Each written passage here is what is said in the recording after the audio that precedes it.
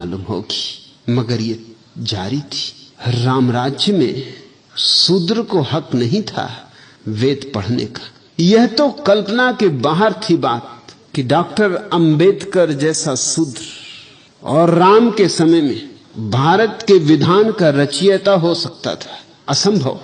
खुद राम ने एक शूद्र के कानों में शीशा पिघलवा के भरवा दिया था, गर्म शीशा, उबलता हुआ शीशा, क्योंकि उसने चोरी से कहीं वेद के मंत्र पढ़े जा रहे थे, वो छिप के सुन लिए थे। ये उसका पाप था, ये उसका अपराध था। राम तुम्हारे मर्यादा पुरुषोत्तम, राम को तुम अवतार कहते हो, और महात्मा गांधी राम राज्य को फिर से लाना चाहते थे। क्या करना है? शूद्रों के कानों में फिर से शीशा पिघलवा के भरवाना। उसके कान तो फूट ही गए होंगे, शायद मस्तिष्क भी विकृत हो गया होगा। उस गरीब पे क्या गुजरी, किसी को क्या लेना देना। शायद आंखें भी खराब हो गई होंगी, क्योंकि ये सब जुड़े, कान, आंख, नाक, मस्तिष्क सब जुड़े। और दोनों कानों में अगर शीशा उबलता हुआ, तुम्हारा खून क्या खाक उबल रहा है निर्मल घोष? उबलते हुए शीशे की जरा सोचो। उबलता हुआ शीशा जब कानों में भर दिया गया होगा तो चला गया होगा पर्दों को तोड़कर, भीतर मांस मज्जा तक को प्रवेश कर गया होगा, मस्तिष्क के स्नायुओं तक को जला गया होगा। फिर इस गरीब पे क्या गुजरी, किसी को क्या लेना देना है। धर्म का कार्य पूर्ण हो गया। ब्राह्मणों ने आशीर्वाद दिया कि राम ने धर्म की रक्षा की। ये धर्म की रक्षा थी, और तुम कहते हो मौजूदा हालत खराब है। युधिष्ठिर जुआ खेलते हैं, फिर भी धर्मराज थे, और तुम कहते हो मौजूदा हालत खराब है। आज किसी जुआरी को धर्मराज कहने की हिम्मत कर सकोगे? और जुआरी भी कुछ छोटे मोटे नहीं, पत्नी तक को दांव पे लगा दिया।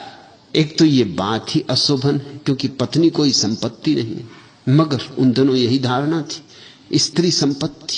उसी धारणा के अनुसार आज भी जब बाप अपनी बेटी को विवाह करता है तो इसको कहते हैं कन्यादान। क्या गजब कर रहे हो, गाय भैंस दान करो तो भी समझ में आता, कन्यादान कर रहे हो। ये दान, स्त्री कोई वस्तु है।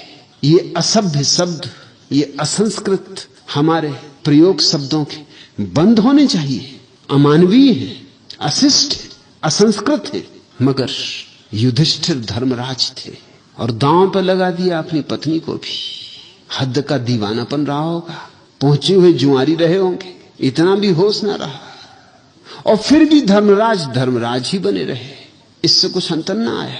इससे उनकी प्रतिष्ठा में कोई भेद ना पड़ा, इससे उनका समादर जारी रहा। भीष्म पितामह को ब्रह्मज्ञानी समझा जाता था, मगर ब्रह्मज्ञानी कौरवों की तरफ से युद्ध लड़ रहे थे। गुरु द्रोण को ब्रह्मज्ञानी समझा जाता था, मगर गुरु द्रोण भी कौरवों की तरफ से युद्ध लड़ रहे थे। अगर कौरव अधार्मिक थे, दुष्ट थे, तो कम से कम भीष्म में इतनी हिम्मत तो होनी चाहिए थी। और बाल ब्रह्मचारी थे और इतनी भी हिम्मत नहीं, तो खाक ब्रह्मचरी था ये। किस लोलुपता के कारण गलत लोगों का साथ दे रहे थे। और द्रोण तो गुरु थे अर्जुन के भी, और अर्जुन को बहुत चाहा भी था।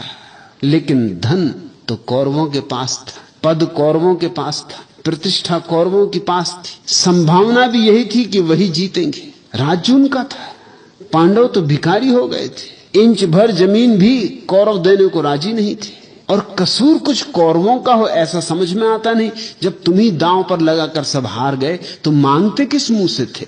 मांगने की बात ही गलत थी। जब हार गए तो हार गए, खुद ही हार गए, अब मांगना क्या है? लेकिन गुरु द्रोण भी अर्जुन के साथ खड़े न हुए। खड़े हुए उनके साथ जो गलत थे। यही गुरु द्रोण एकलव्य का अंगूठा कटवा के आ गए थे अर्जुन के हित में, क्योंकि तब संभावना थी कि अर्जुन सम्राट बनेगा। तब इन्होंने एकलव्य को इनकार कर दिया था शिक्षा देने से। क्यों? क्योंकि शूद्र था। और तुम कहते हो मौजूदा हालात बिल्कुल पसंद नहीं। एकलव्य को मौजूदा हालात उस समय की पसंद पड़े होंगे। उस गरीब का कसूर क्या था? अगर उसने मांग की थी, प्रार्थना की थी कि मुझे भी स्वीकार कर लो, शिष्य की भांति मुझे भी सीख